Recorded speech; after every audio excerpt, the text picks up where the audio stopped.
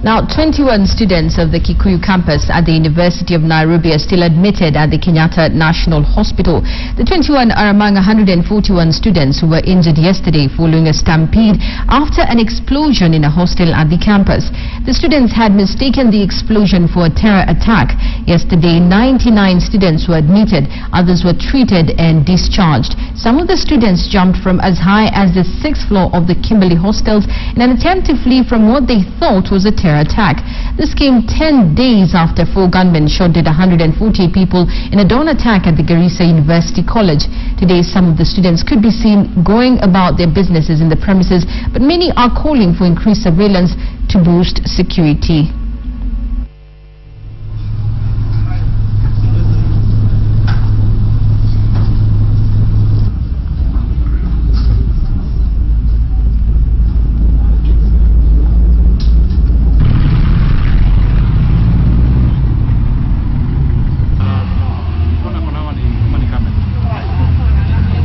Exams were to be today, but they have been pushed to Monday. So this is the duration of 1 week.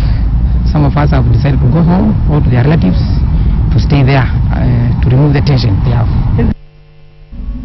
Deputy President William Ruto yesterday clashed to the Kolomani Member of Parliament Boni Khalwale during a funds drive in the county. Khalwale challenged the DP not to seek for re-election during the 2017 general election. He accused the Jubilee government of failing to implement its manifesto. Khalwale claimed he would do a better job if given the chance. Ruto, however, rubbished Khalwale's claims, saying that the government was well on its course to deliver the promises made to the people of Kenya. That he was speaking at a funds drive in Kakamega County.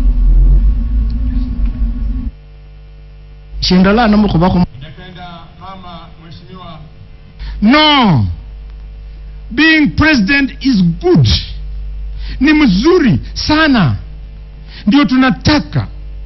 Vile jamii ya Uhuru na jamii ya Ruto imekaa hii kiti miaka zaidi ya 50, tunataka maombi iwe mengi.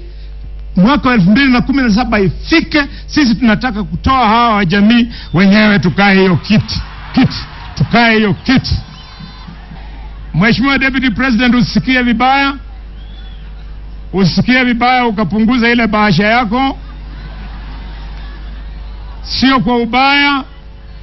The president is very sweet. Sio sarakasi na vitimbi. Siasa ni maisha ya wananchi. Lazima upange vizuri vile mambo itakavyoendelea. Na hata kama unapanga kutushinda, lazima ujipange vizuri.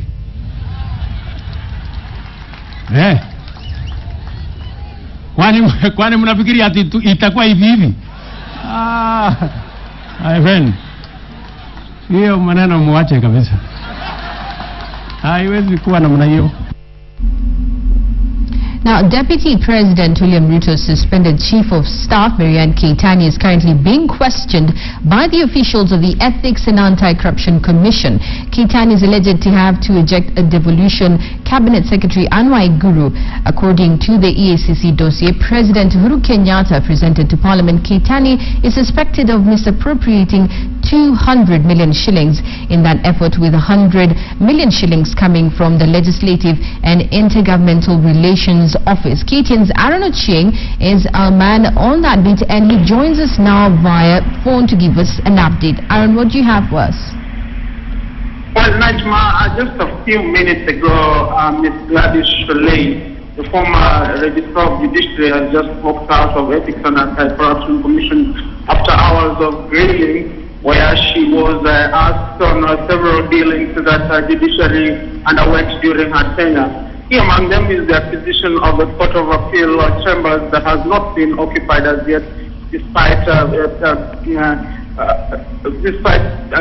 large sum of amount of money being given to the judiciary. Also, the Chief Registrar, the former Chief Registrar, Gladys Sholay, has also been asked about a Mavoko land court that was to be built on Mavoko that was questionably acquired. But as she said, she's just presented her case and saying that everything is on record, and she's not the one that should be blamed entirely into the acquisition of those two properties. Right now, the chief of staff, the suspended chief of staff of the deputy president is still under investigation. She's still being interrogated inside the EFCC, and when she comes out is when we will be able to know exactly what charges she's being referred against her. Thank you, Aaron. And how was the mood of Keitany when she was going in, and Gladys Sholay when she was... How was the mood? Well, I wouldn't say I could describe their mood in any particular manner, because they just came in and walked in straight away. But as I said, Gladys Sholay has already come out and she has explained to us what's happened. She was accompanied by her husband, Mr. Sam Sholay, who has also given a statement saying that his family is being wrongly targeted, and that certain quarters within EFCC and also the judiciary are tarnishing the name of Mrs. Sholay and the entire Sholay family. So we'll be having that report later in the day, and probably we will also be knowing what exactly Ms. Marian Keitany is being questioned on. Thank you very much, Aaron Ochieng there. We'll be keeping an eye on that EACC grilling for us, so keep it KTN in our subsequent bulletins. Now, the Senate has vowed to summon all the governors mentioned in the corruption and misuse of public funds in the recently released report by the Ethics and Anti-Corruption Commission. Deputy Speaker of the Senate, Kembi Gitura, said that Senate will resume its sitting after a recess and extensively debate of the issue. Speaking at Migori Catholic Church, Gitura explained that the Senate has to provide oversight on devolution matters.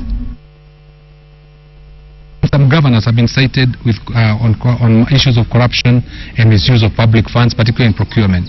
And what we as senators are saying, we're not just saying that we are going to reassert ourselves. We are saying that we are going to protect every cent that leaves the national government and goes to the county government, because that is our mandate under the Constitution. We are going to continue asking questions, very hard questions.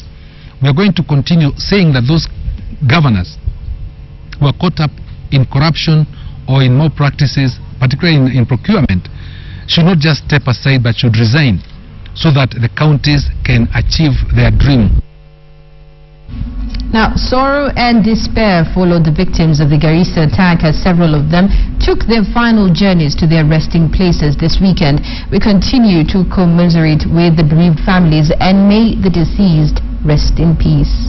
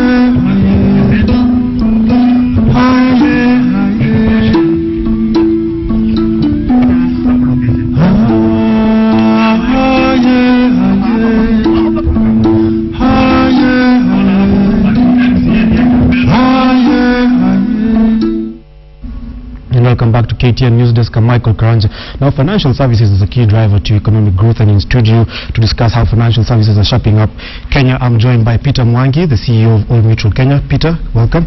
Thanks, Michael. Now, in the whole matrix of how financial services drive the economy, how would you say Kenya is faring on that front? I think Kenya is leading the world in many respects. Our financial services sector has been growing year on year at a pace that can't be matched by growth being witnessed in other parts of the world. Yeah. And certainly within the East African region, Kenya is a clear leader.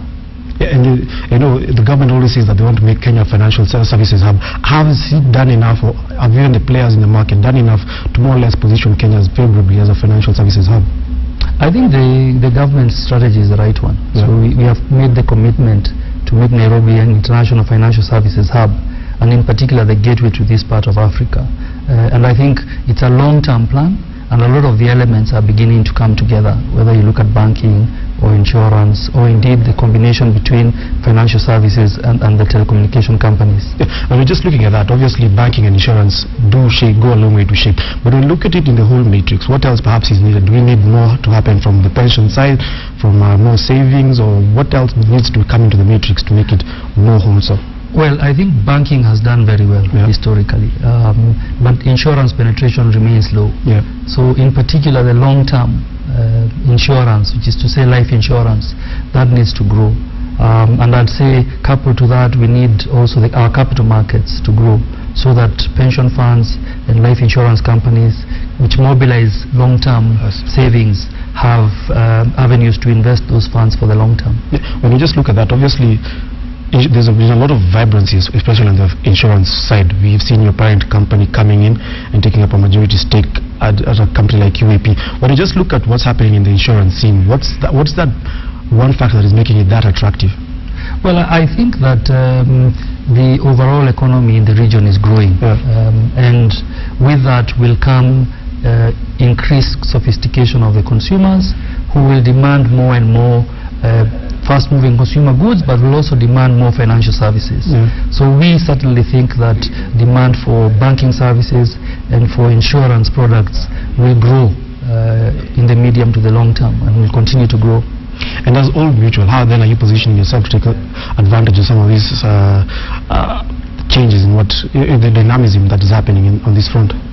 Well, we think that the right way to approach the market is through an integrated financial services model, which is to say you combine under one roof banking, general insurance, health insurance, life insurance, asset management, and so on.